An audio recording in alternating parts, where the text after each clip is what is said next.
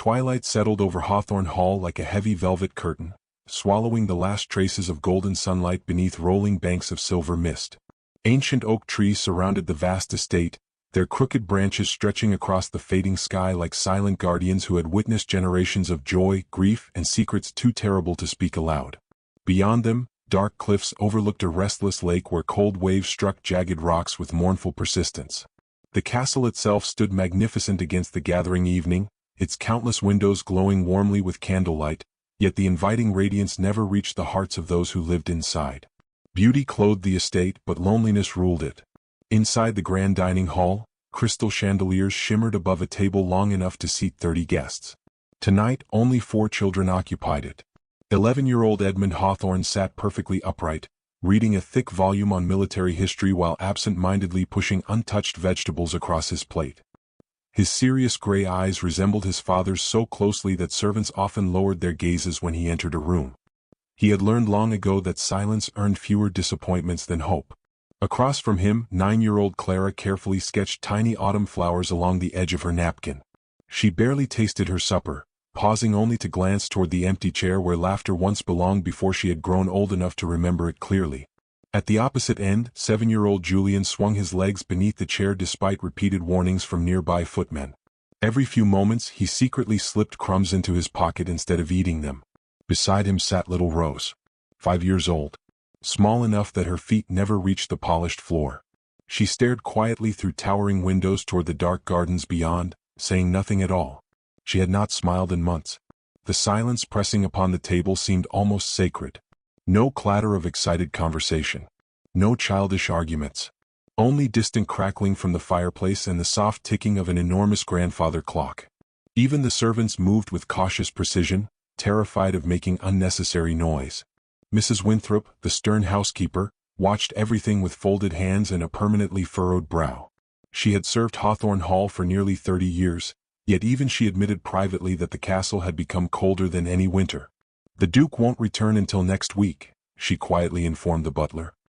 "He rarely does." The old butler nodded without surprise. Parliament, military councils, estate inspections, political dinners. Duke Alaric Hawthorne always had another duty waiting beyond the castle walls. No one questioned his devotion to England. Many questioned whether he remembered how to belong to his own family. Years earlier, betrayal had shattered his marriage, leaving wounds deeper than anyone could see. Since then, discipline had replaced tenderness. He provided magnificent tutors, elegant clothes, the finest education, and limitless security for his children, believing responsibility could substitute for affection. It never had. In 3 years, 12 governesses had accepted employment. 12 had left. Some resigned after only days. One fled before sunrise. Another claimed ghosts haunted the nursery. The servants knew better. There were no ghosts. Only grief. The children never misbehaved cruelly. They simply stopped believing adults stayed. Every goodbye made the next welcome shorter. So they built walls around hearts still far too young for such burdens. The following afternoon arrived beneath steady rain that turned gravel paths into ribbons of shining black stone. A modest carriage rolled slowly through the front gates, looking strangely ordinary beside the Duke's magnificent stables. The coachman climbed down first before opening the worn wooden door. A young woman stepped onto the wet ground. She carried one weathered suitcase. In her other hand rested a faded leather medical satchel softened by years of use. No trunks followed. No maid accompanied her. No expensive hat boxes announced fashionable tastes. Her traveling dress was simple but impeccably clean, her dark chestnut hair gathered neatly beneath a modest bonnet, and although exhaustion lingered beneath thoughtful hazel eyes, quiet confidence steadied every movement she made. Mrs. Winthrop exchanged amused glances with nearby servants. "That is governess number 13, she muttered. "She won't survive until tomorrow." Soft laughter spread through the entrance hall. One footman whispered, "I'll wager she leaves before breakfast." Another replied, "I'll give her until supper." The young woman heard every word. She merely smiled politely. "My name is Miss Seraphina Vale," she said gently. "Thank you for welcoming me." Her kindness somehow embarrassed those mocking her. Before anyone could lead her inside, a faint fluttering sound drifted from nearby rose bushes.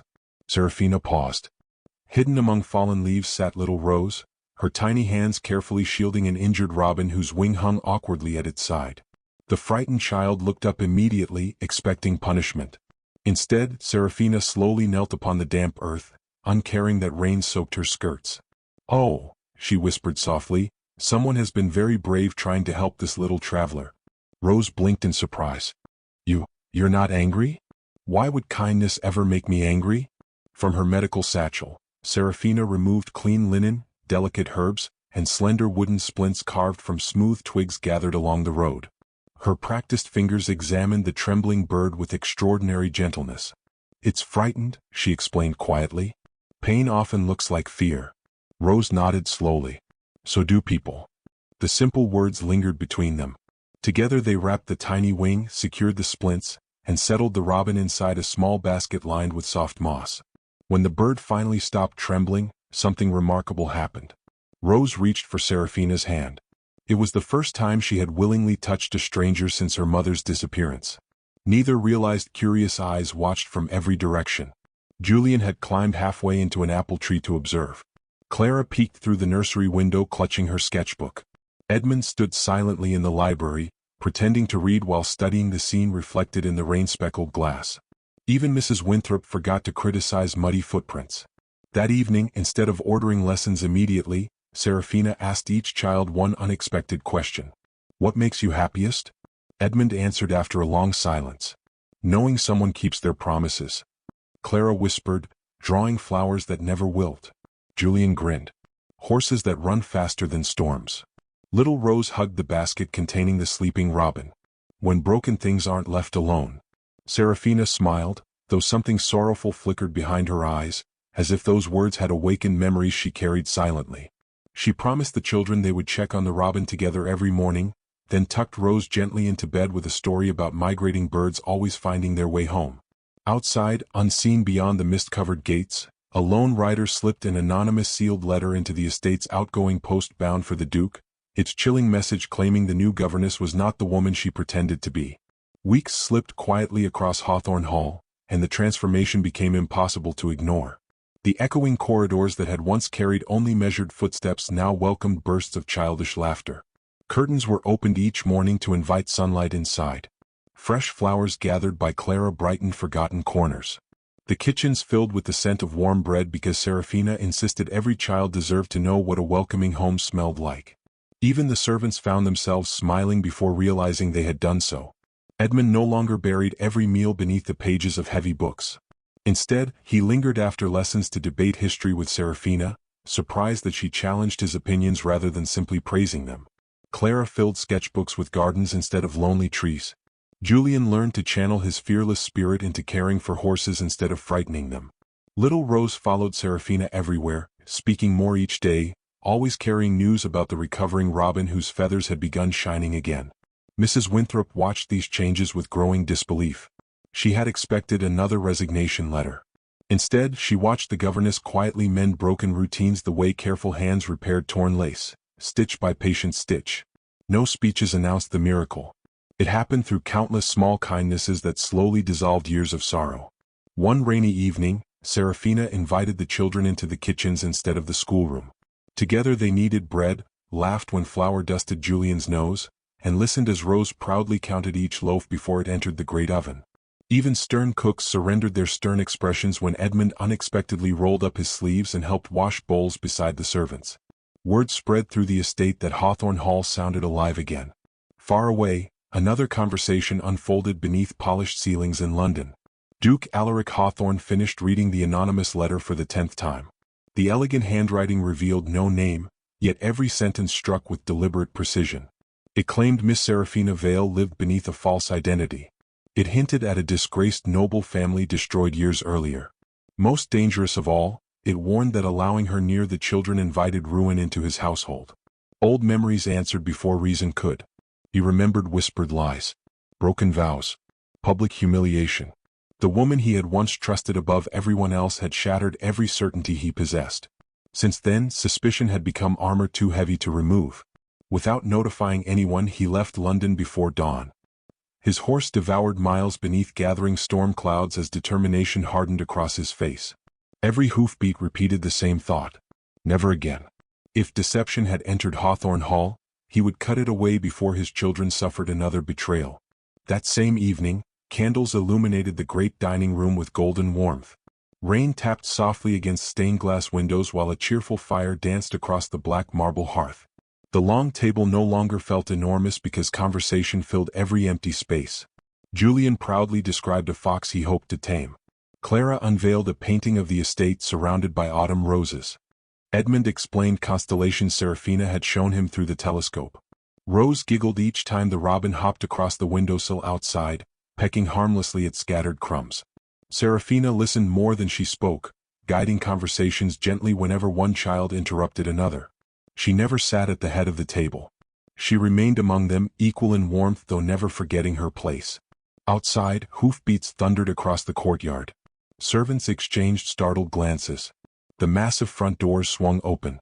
Cold wind swept through marble corridors as Duke Alaric strode inside wearing a rain-soaked military coat. His expression remained carved from stone. Mud clung to polished boots, yet no one dared mention it. The butler hurried forward, but one raised hand dismissed every greeting. The Duke heard laughter before he reached the dining room. His steps slowed. For one impossible heartbeat, he simply listened. The sound felt unfamiliar inside walls that had echoed with silence for years. Then he entered. Conversation died instantly.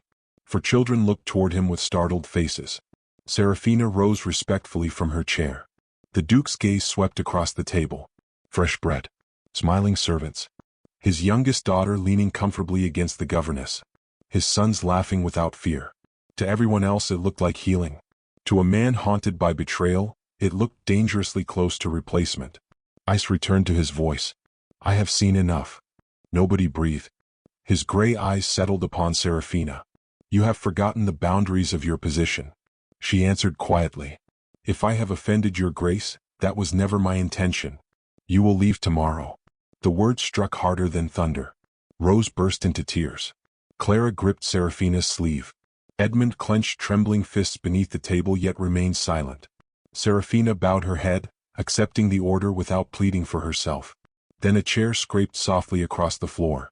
Julian stood. His small legs shook so violently that he nearly lost his balance. He looked first at Serafina, then at his father. Tears overflowed before courage failed. His voice emerged barely above a whisper. Please. The room remained utterly still. Don't take our mother away. Silence swallowed every heartbeat. A maid quietly covered her mouth. The old butler lowered his eyes. Mrs. Winthrop blinked away tears she never believed remained within her. Even the fire seemed to crackle more softly. The Duke stared at his youngest son as though struck by an unseen blow. No accusation could have wounded him more deeply. Without speaking another word, he turned and walked away. Hours later, unable to sleep, Alaric paused outside the library overlooking the nursery corridor. Hidden by darkness, he watched Serafina finish reading stories beside the fire until every child drifted peacefully asleep. She tucked blankets around tiny shoulders, kissed Rose's forehead, repaired Julian's torn coat beneath flickering candlelight, carried untouched desserts to weary servants before eating only a crust of bread herself. No applause awaited. No audience admired her. Alone beneath the wavering glow, she whispered a simple prayer for the children's happiness. In that silent moment, doubt pierced the armor surrounding the Duke's heart for the first time in years. Beyond the estate gates, unseen eyes watched the glowing nursery windows and carried news of Julian's desperate plea straight to Lord Victor Blackridge. Morning mist drifted through the ancient oaks like pale spirits wandering forgotten paths, softening every hill surrounding Hawthorne Hall beneath a silver veil. The annual autumn hunt had always been the estate's proudest tradition, gathering neighboring nobles, skilled riders, and seasoned gamekeepers beneath fluttering banners. This year, however, excitement belonged almost entirely to the children, whose eager voices echoed across the courtyard as horses stamped impatiently against the cobblestones. Julian could barely stand still while the stablemaster tightened his saddle. He had spent the previous week talking of nothing except racing beneath golden leaves beside Serafina. Rose insisted on carrying a basket filled with apples for the horses.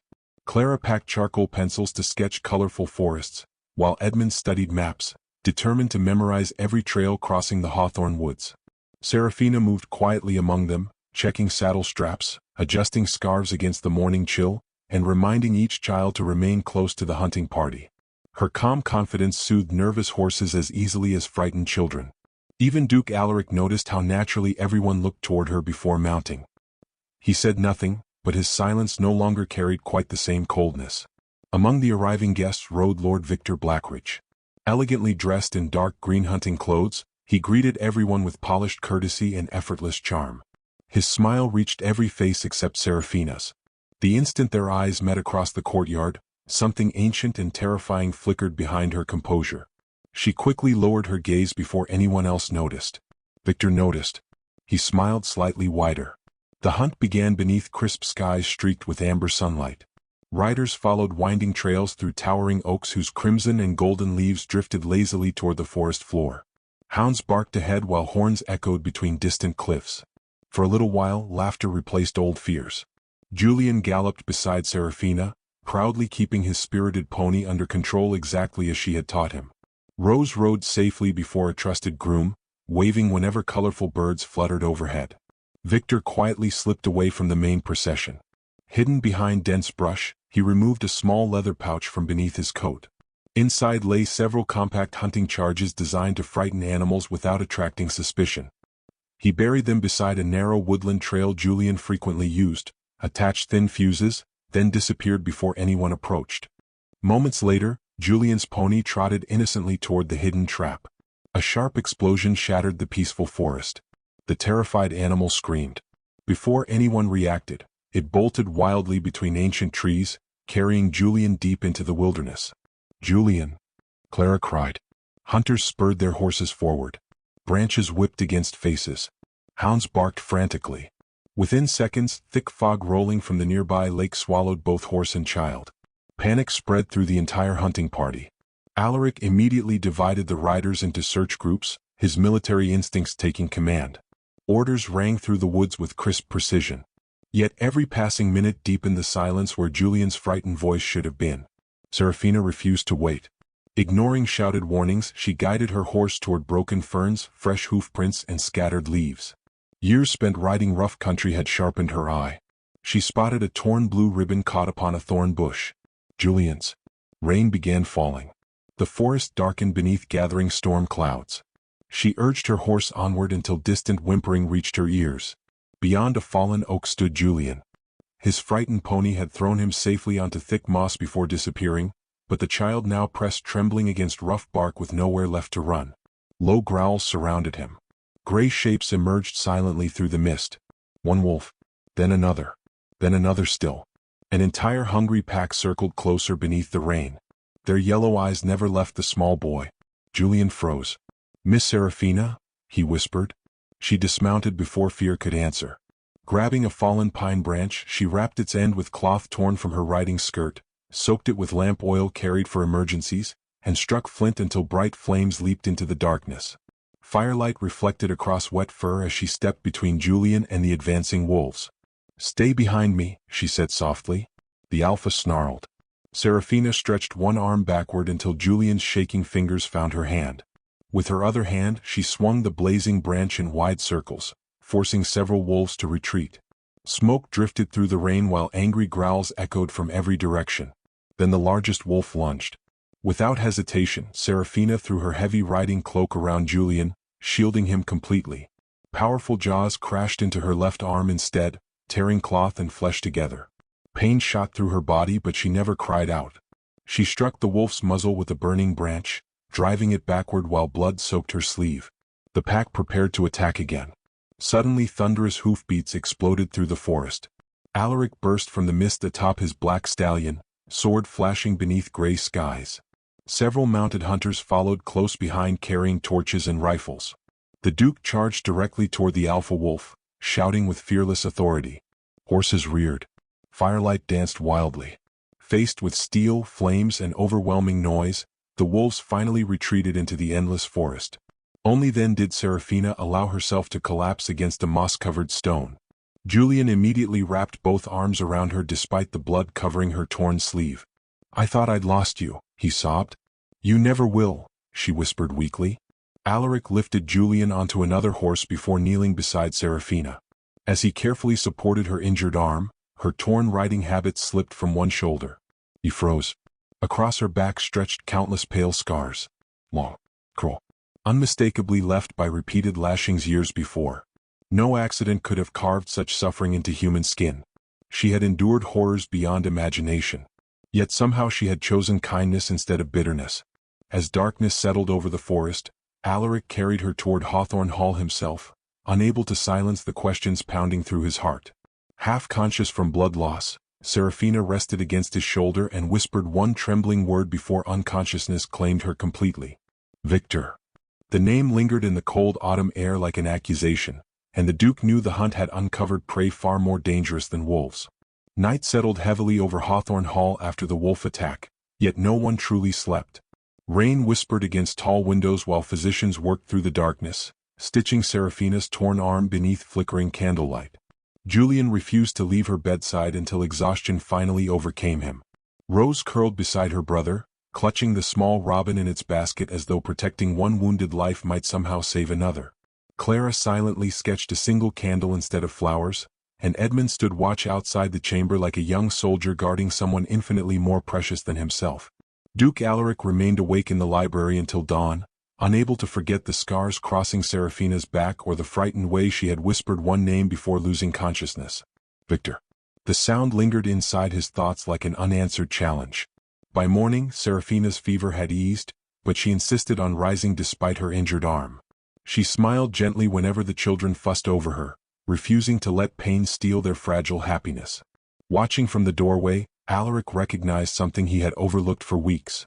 She never accepted comfort without first making certain everyone around her felt safe. Even wounded, she worried more about frightened children than herself. Before he could speak with her privately, the peaceful morning shattered. 3 black carriages rolled through the castle gates. Royal magistrates stepped onto the courtyard accompanied by armed constables wearing the crown's insignia. Behind them descended Lord Victor Blackridge, impeccably dressed in mourning black, his expression composed with almost theatrical regret. Every servant sensed disaster. Mrs. Winthrop hurried forward. "What business brings your lordship here?" Victor sighed softly. "An unfortunate duty." The chief magistrate unfolded an official warrant bearing crimson seals. "We seek the woman known as Miss Seraphina Vale." She stepped forward immediately. "I am she." The magistrate's voice echoed through the entrance hall. "You stand accused of identity fraud, theft of noble property, forgery of legal documents, and assuming a false name to obtain employment under false pretenses." Gasps rippled among the servants. Rose burst into frightened tears. Julian stared at the officers in disbelief. Edmund instinctively moved between Seraphina and the approaching constables. "There must be some mistake," he said firmly. Victor lowered his eyes with convincing sorrow. "I prayed these accusations were false." Seraphina looked directly at him. For the first time, the children saw unmistakable fear in her face. "You forged them," she whispered. Victor answered only with a sympathetic smile. The magistrate presented thick bundles of documents. Birth certificates, property records, witness statements, letters supposedly written decades earlier. Every page appeared authentic. Every seal seemed genuine. Alaric examined them carefully. His military career had taught him to distrust appearances, yet nothing obvious exposed deception. The evidence trapped reason itself. "I need time to investigate," he demanded. "The Crown has already granted its authority," the magistrate replied. "The prisoner must accompany us immediately." Constable stepped forward. Julian threw himself around Seraphina's waist. "They can't take her." Rose clung to her injured arm despite the bandages. Clara sobbed openly. Even Edmund's disciplined composure finally broke. "You promised," he whispered to his father. "You promised you would protect this family." Alaric's jaw tightened. "I will." But duty prevented him from drawing his sword against lawful officers before proving their corruption. Seraphina gently knelt despite her injuries.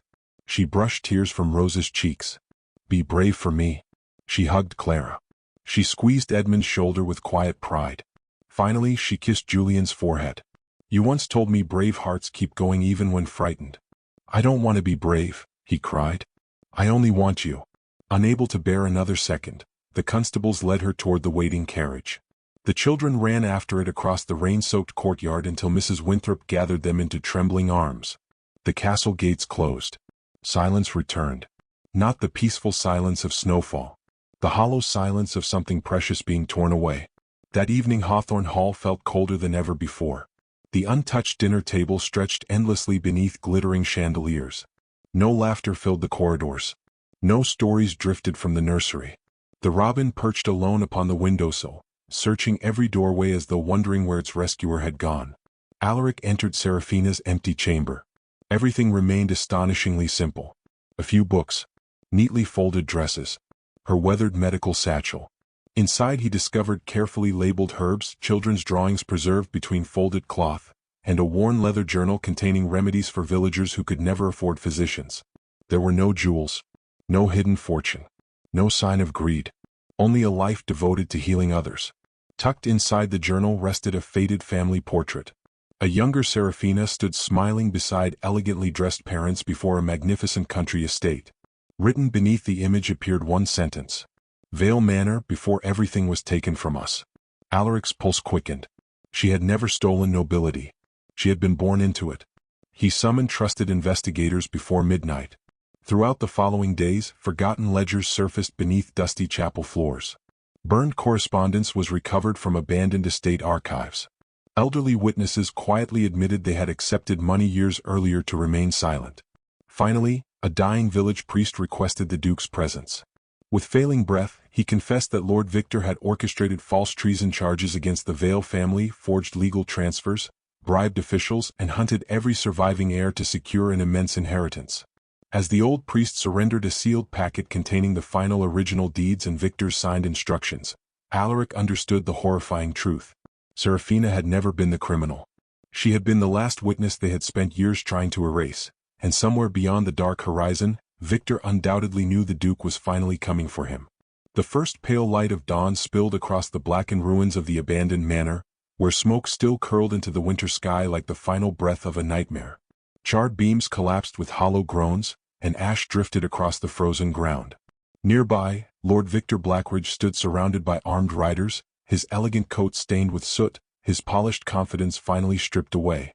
Heavy iron shackles locked around his wrists as royal officers gathered the recovered ledgers, deeds, and confessions that would end decades of deception. Victor lifted his head toward Duke Alaric, forcing one last smile. "You've won today." Alaric met his gaze without triumph. "No. You simply ran out of lies." The chief magistrate stepped forward and formally declared Victor under arrest for fraud, conspiracy, attempted murder, bribery of crown officials, unlawful seizure of noble estates, and the deaths that had followed his relentless pursuit of wealth. The words echoed through the silent valley like the closing pages of a long and terrible chapter. Victor was led away without another glance. Only then did Alaric turn toward the woman resting beneath blankets beside one of the wagons. Seraphina's arm remained bandaged, her face pale from exhaustion, but when she opened her eyes and saw the children running toward her across the snowy field, every trace of fear melted away. Julian reached her first. He threw his arms around her so carefully that he barely touched her injuries. "I knew you'd come home," he whispered through tears. "I never stopped believing." Rose climbed into her lap without asking permission, burying her face against Seraphina's shoulder. Clara wrapped both sisters' scarves around Seraphina's neck because she worried she looked cold. Even Edmund, who had tried so desperately to remain composed throughout every disaster, quietly embraced her before stepping back with reddened eyes. "I should have protected you," he said softly. Seraphina smiled. "You did." He looked confused. "You never stopped believing who I truly was." The journey back to Hawthorne Hall felt entirely different from every ride before it. Weeks earlier the castle had seemed distant, proud, and unreachable. Now every servant stood waiting outside despite the freezing wind. Mrs. Winthrop descended the front steps before the carriage fully stopped. For the first time in decades, the stern housekeeper completely ignored proper etiquette. She embraced Seraphina with tears streaming freely down her weathered face. "You came back." "I promised Rose I would." Footmen cheered. Kitchen maids cried openly. Stable boys waved hats into the air. The old butler quietly wiped his spectacles 3 separate times while pretending snow had blown into his eyes. The house itself seemed to awaken. Candles filled every window. Fresh evergreen branches decorated every corridor. Warm fires burned in every hearth. The castle that had once frightened newcomers now welcomed them like an old friend. Winter settled gently over the valley during the following weeks. Snow transformed rugged cliffs into gleaming white towers while the frozen lake reflected brilliant stars each evening. Inside Hawthorne Hall, Preparations for the annual Christmas celebration filled every room with joyful purpose. Children hung handmade decorations from towering evergreen trees. Clara painted ornaments covered with tiny flowers. Edmund supervised younger servants decorating the great hall. Julian proudly carried endless baskets of firewood, insisting he was now old enough to help everyone. Rose followed Seraphina from room to room, humming little songs she had invented herself. One crisp morning Julian raced into the gardens shouting excitedly, "Come quickly!" Everyone hurried outside. Perched among ivy climbing the old stone wall rested the little robin Seraphina and Rose had rescued on her very first day. Its injured wing had healed completely. Now it carefully tucked strands of moss into a tiny nest where 3 newly hatched chicks waited with open beaks. Julian laughed with delighted wonder. He has his own family now. Seraphina watched quietly. So do we. Alaric stood beside her, understanding the deeper meaning hidden inside those simple words. Broken things truly could heal. He had witnessed it with a bird. He had witnessed it within his children. Perhaps, he whispered silently, even his own heart deserved that chance. The crown officially restored the Vale family name before Christmas. Lawyers returned every estate, title, investment, and acre of land Victor had stolen. Newspapers across England described Seraphina as the wronged heiress whose courage had exposed one of the kingdom's greatest scandals. Letters arrived daily from noble families requesting meetings. Wealthy gentlemen sought introductions. Old acquaintances wished to reclaim forgotten friendships. Everyone assumed she would leave Hawthorne Hall and return to the magnificent estate that legally belonged to her once more. The children overheard enough conversations to understand. One by one, smiles faded again. Julian stopped talking during meals. Rose refused to unpack Christmas decorations. Clara quietly hid unfinished paintings because she no longer believed Seraphina would remain long enough to see them completed. Even Edmund found himself standing alone beside the library window late into each evening. Alaric noticed every change. He also recognized its cause. On Christmas Eve the great hall glowed beneath hundreds of candles reflected by polished crystal chandeliers. Evergreen garlands wrapped every staircase, ribbons flowed from carved balconies, and musicians filled the castle with gentle carols while snow drifted peacefully beyond towering stained-glass windows. Guests gathered expecting speeches celebrating the season. Instead, Alaric requested only family remain. Confused whispers faded as servants quietly closed the massive oak doors. Silence settled. The Duke crossed the great hall until he stood before Seraphina. She looked at him with calm curiosity. Without ceremony, without fanfare, without a single command, England's feared Duke slowly lowered himself onto one knee. Every child gasped. Mrs. Winthrop covered her mouth. The old butler openly cried. Alaric removed a small velvet box from his coat but never opened it. Instead, he spoke directly from his heart. I once believed strength meant never trusting again. His voice remained steady, though emotion softened every word. I built walls so high that even my own children could no longer reach me. He looked toward Edmund, Clara, Julian, and Rose. You climbed those walls without asking for anything. Then his eyes returned to Seraphina. You taught my children laughter. You reminded this house what kindness feels like. You risked your life for my son. You forgave wounds that would have hardened many hearts. I cannot change the years you lost. I cannot erase everything you suffered. But if you will allow it, I would spend the rest of my life making certain you never face another sorrow alone. He finally opened the box. Inside rested an elegant sapphire ring surrounded by tiny diamonds that reflected the candlelight like winter stars. Before Seraphina could answer, Julian suddenly hurried forward. He stopped between them, tears filling bright eyes. His small voice trembled exactly as it had on the evening everything changed. Before you answer. Everyone smiled through tears. Julian looked up at her. Can we call you mother now? His voice broke. Forever? Time itself seemed to pause. Seraphina fell to her knees, ignoring her healing arm, and gathered all 4 children into one embrace. She kissed Rose's forehead, brushed Clara's hair behind her ear, held Edmund's shoulder with quiet pride. Finally, she cupped Julian's face.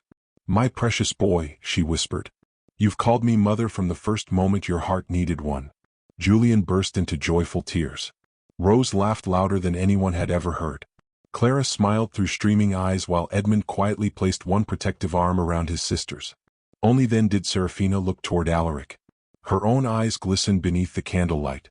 Home isn't the place where I was born. She gently slipped her hand into his. It isn't measured by titles, estates, or fortunes. She smiled with peaceful certainty. It's the place where someone chooses to love you every single day. Yes. Church bells began ringing across the snowy valley. Outside, fresh snowflakes drifted silently over Hawthorne Hall while the little robin settled protectively above its nest, sheltering its young beneath warm wings. Inside, laughter filled every corridor where loneliness had once echoed, every chair around the Christmas table was finally occupied, and the castle that had once been defined by silence became known throughout England not for its power, but for the family who chose one another when love was neither expected nor required. And as the great doors opened to reveal moonlit snow blanketing the ancient estate, Alaric realized that the greatest victory of his life had never been won on a battlefield. It had begun the moment a frightened little boy stood trembling in a dining hall and pleaded, "Please don't take our mother away."